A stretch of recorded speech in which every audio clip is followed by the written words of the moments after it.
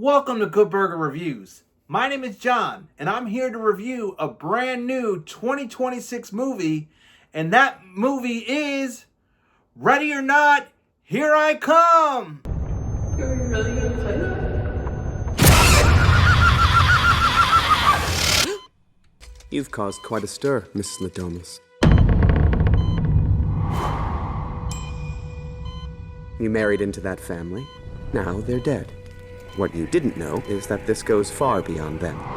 By surviving hide and seek, you've triggered a new game. This time against the High Council families. Double or nothing. This part will be familiar. This movie was released into theaters in March of 2026. It's directed by Matt Bettolini-Olphin and Tyler Gillette. It's starring Samara Weaving, Catherine Newton, Elijah Wood, Sarah Michelle Gellar, Sean Hatosi, and Kevin Durant. Basic premise. After surviving one deadly game, Grace and her sister Faith must outrun four rival families competing for a powerful throne in a winner takes all. So straight out of the theater from seeing Ready or Not 2, Here I Come, and the first thing I thought of was Randy from Scream 2 when he said, "More kills, more gore, more carnage candy." And boy, does this sequel live up to that statement. There is way more blood, way more action, and I feel like a slight improvement to Ready or Not, the original movie from 2019. So before I break down the good, the bad, and the ugly on this one, I do want to premise it with a quick thoughts on the original Ready or Not, released in 2019 by the same company, Radio Silence. And I have to say that I didn't watch it in the theaters back then. I watched it over the last couple of years as I was gearing up to become a YouTube reviewer. And I heard many of people raving about Samara Weaving and this movie. But for me, this one was kind of mixed. I felt like I wasn't ready for Ready or Not then.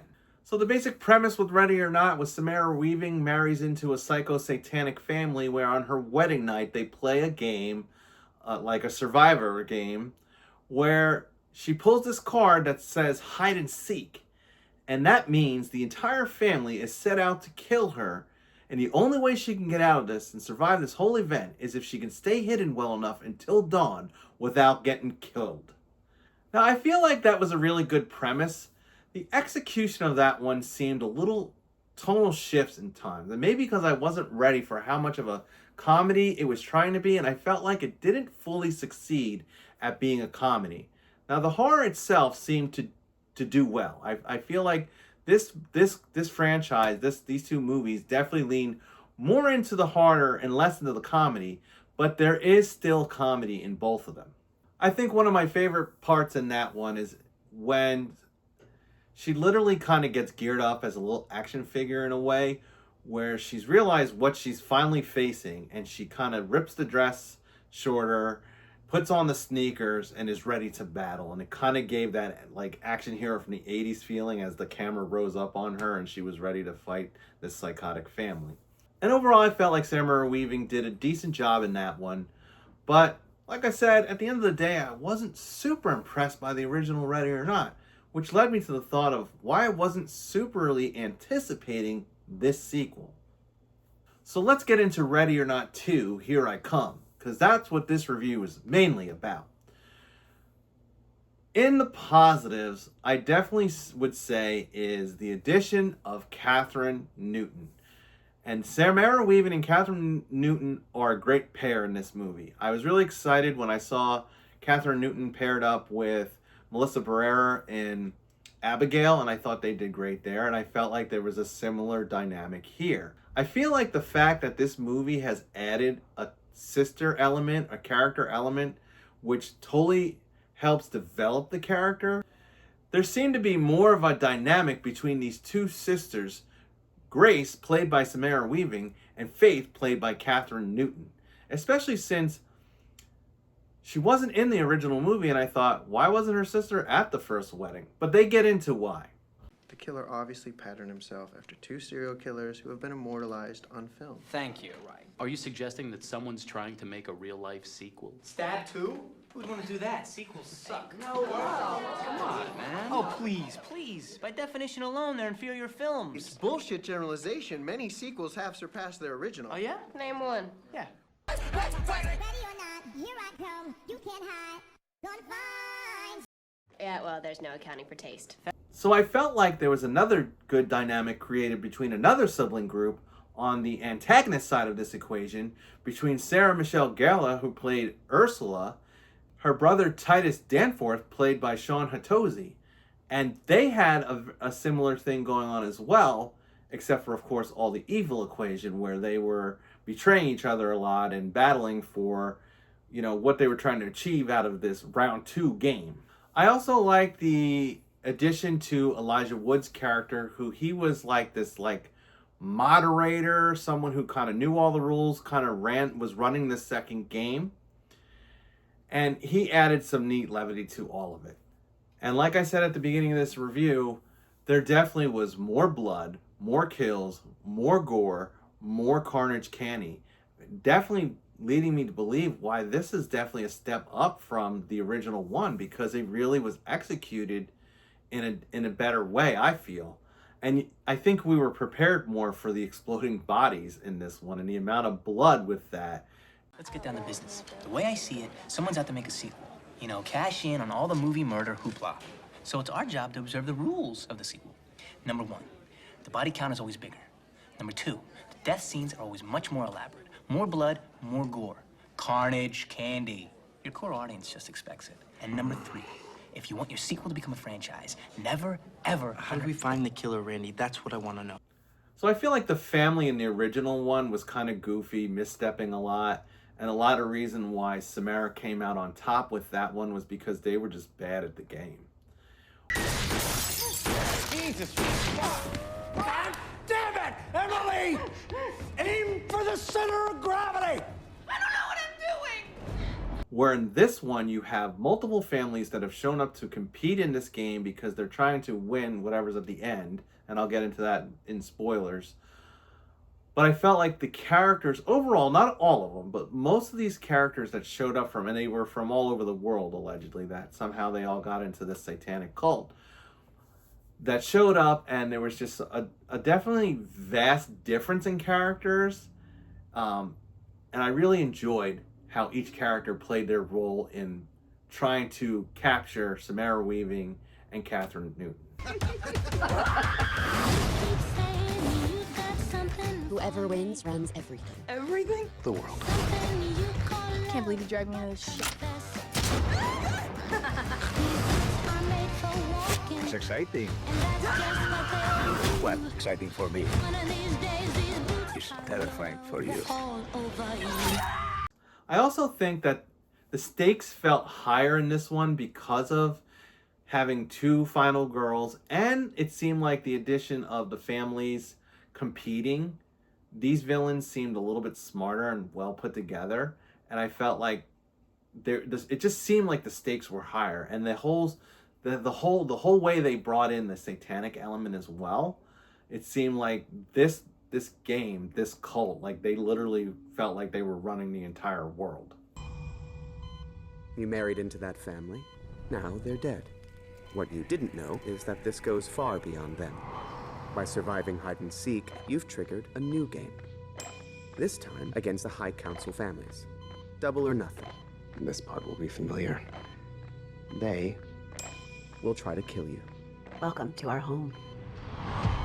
Also, I'll put in the positives. I think they did a good job of adding twists and turns, adding mystery, intrigue, and horror to a sequel where you kind of think, oh, it's just going to be the same thing directly over again.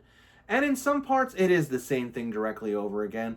But I felt like there were enough twists and enough differences to make this one different enough to warrant its existence, other than just a common cash grab for a sequel. And throughout the twists and turns, I thought some of the twists were leading me to believe that they might be gearing up for a trilogy out of this, but I'm not so sure after I witnessed the ending. And we'll get into that with spoilers. The last thing I'll put in the positives too is Sarah Michelle Gellar kind of played a similar role as she's the daughter of this head person she's one of the main family. She's kind of her place is kind of hosting this thing at her like hotel, golf course, whatever the heck this place is. But I felt like she was compared to a similar role as what Andie MacDowell played in the first movie, and I feel like Sarah Michelle Gellar pulled it off as being sympathetic in some scenes, but yet devilish in others, and that's exactly how Andie MacDowell was as well. Millie's gonna be living with us? She's gonna live with us. Andrew, I told you that. She'd be part of the family. I want you to feel safe here. I do. Theodore. So in the mix, I'll add this one comment about this one scene, which drew me back to a movie, to a franchise that I've been talking about a lot recently, and I keep thinking, am I going to stop talking about this franchise? But it reminded me of a scene from Strangers Pray at Night. And what? Like, how? Like, where? How do they fit into this? Well, there's a scene in the second act where Total Eclipse of the Heart, some stereo gets bumped on, and Total Eclipse of the Heart starts playing. And I literally kept thinking about the scene in the pool in Strangers Pray at Night where Total Eclipse of the Heart played. Now, the reason I put this in the mix is because for Strangers Pray at Night, I felt like there was a nice rotation of 1980s music played throughout that movie, and it added to the value of that movie. Here, I just felt like it wasn't as much. I felt like this didn't feel like an 80s vibe. This felt very, oddly enough, it felt very current, but also very thrown back at the same time, but thrown back further than the 80s. Kind of like what I said about Sinners, how Sinners felt very current, but very 1930s. And this movie was very similar. But playing Total Eclipse of the Heart in this one scene just seemed like a ripoff of Strangers Pray at Night, and it just didn't fit as well in this movie.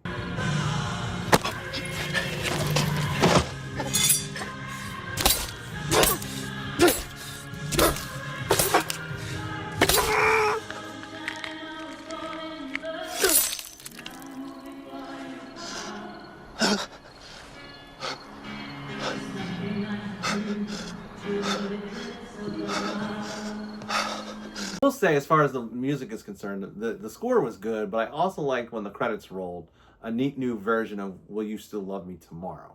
So that'll lead me to the negatives. So in the negatives, I would say is maybe this one just ended up being a little bit overstuffed by trying to be a bigger, better, more gore, more kills, more carnage candy sequel in the sense of the amount of characters.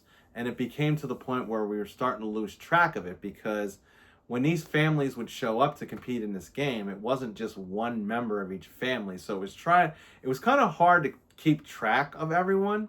And part of this was certain family members were competing and certain family members sat in the lobby and just watched everything on video. And I thought that was odd. Funny in parts, but when it came as to how overstuffed this was, maybe a couple families could have been cut out of this one, especially since some of them were killed off pretty quickly, and one being killed off before the game even started. The only thing else that I'll put in the negatives is on Samara Weaving's part. Her character sometimes made some bizarre choices, not as much stupid choices, but this has to do with the dynamic between her and her sister. And I felt like they were trying to flesh out what their relationship was, but I felt like the character of Grace was just taking it a little bit too deep, a little bit too hard, and then they kind of try to patch things up, in the climax. So maybe we can make this all make a little bit more sense by getting into spoilers. So I will give a spoiler warning now, a timestamp for the rating, and if you guys are interested in the spoilers, have already seen the movie, stick around. If you haven't, go see it, and then come back and we'll chat in the comments. So literally this movie opens up exactly where the other one left off. Literally, Samara Weaving is sitting on the porch of the original house from the movie, the first movie, and it's burning down behind her, and the police are showing up and everything, and that funny question that was asked to her is, what happened to you? And she just says in-laws in a comical way. And they literally start right at that point, and you hear her say that line, and she basically is getting picked up by the EMTs and stuff because clearly she's injured, but also the police officers are there and they're suspicious of how come she's the only one left alive. And a lot of their blood is all over her wedding dress. So she's instantly put into this situation where she's got a lot to explain, and it's going to be hard to explain. And as she says to her sister, "You wouldn't believe me anyway." And the next thing you know, she's woken up in the hospital. Her sister, who she's been separated from for a while, is there. The sister's Faith, played by Catherine Newton. So I guess they wanted to put it that they were on bad terms to kind of explain why she wasn't in the first movie and at the wedding of her sister. So they're on bad terms, but the reason she's shown up is because Faith, Samara Weaving, has listed her as an emergency contact and the only person able to show up for her at the hospital while she's being questioned by this police officer. So meanwhile, while this is going on, the other families connected to the Les Domases from the original movie, all part of this cult that is connected to Mr. LaBelle as well, the person who started all of this, who started the game and started everything else, they are gearing up and being called about from around the country because now that Samara Weaving has won, they have to play round 2 of this game because I guess their bylaws or whatever their satanic cult says is that if a bride wins, then they have to try and kill the bride again in a second game, and whoever wins, whoever kills her, becomes in charge of the entire cult. So we kind of get these flash forwards to these other family members, all the other main characters that are about to show up, and it starts off with about 6 or 7 other families, but they immediately, pretty quickly narrow it down to, by the time they get to where this game is going to take place, which is in like this golf course mansion, down to 4 families. So Kevin Durant shows up at the hospital because he's trying to kill Samara Weaving, and that's against the rules. So literally, he's already going to explode in one of those exploding blood balls before the game even starts. But this leads Catherine Newton's character into really understanding how crazy and what type of situation Samara Weaving has gotten herself into.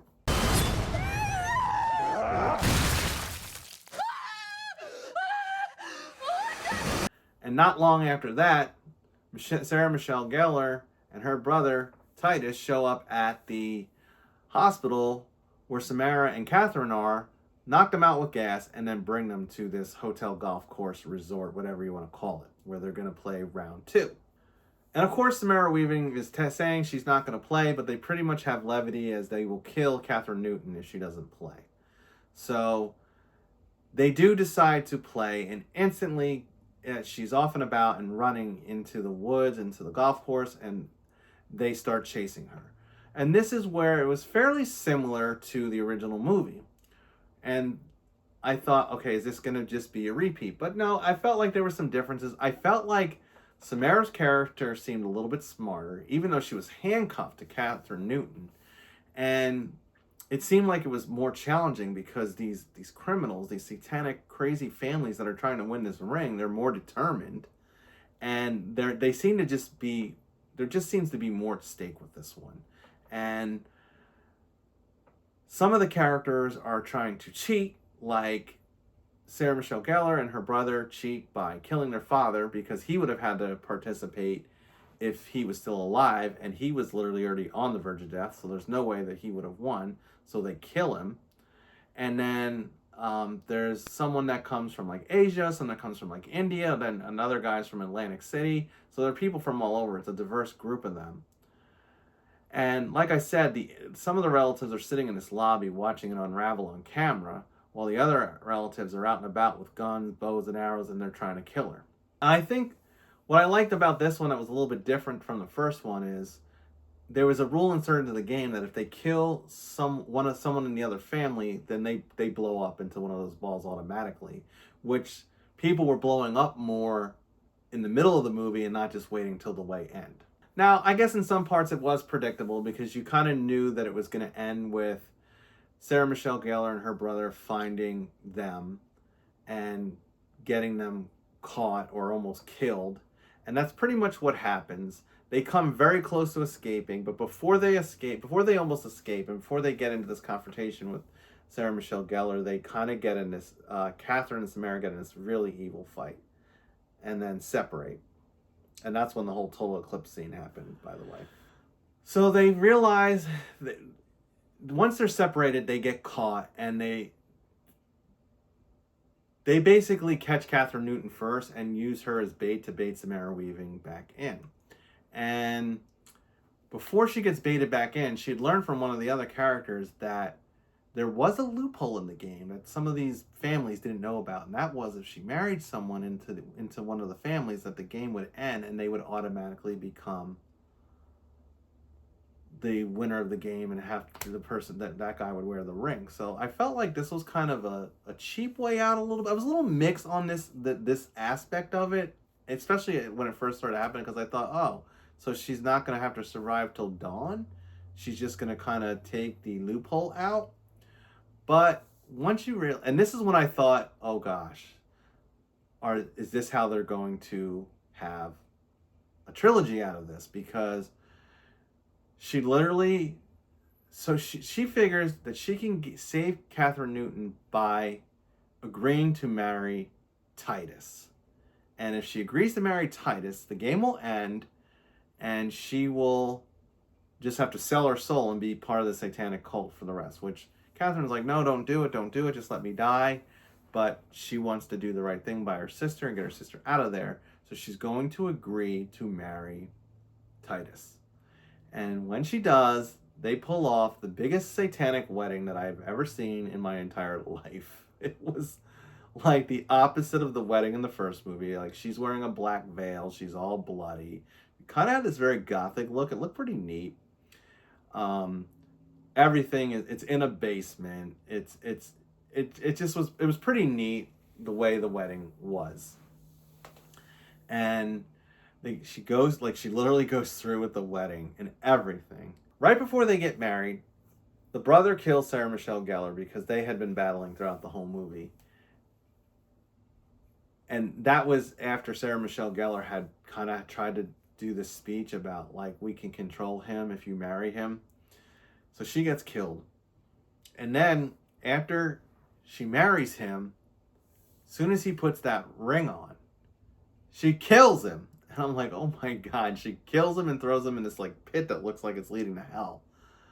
And she looks at Elijah Wood, the guy running everything, and she's like, well, that makes me in charge of everything, right? And she's like, I'm in charge, so I can do whatever I want. So she literally just says, I'm going to remove myself from the group. And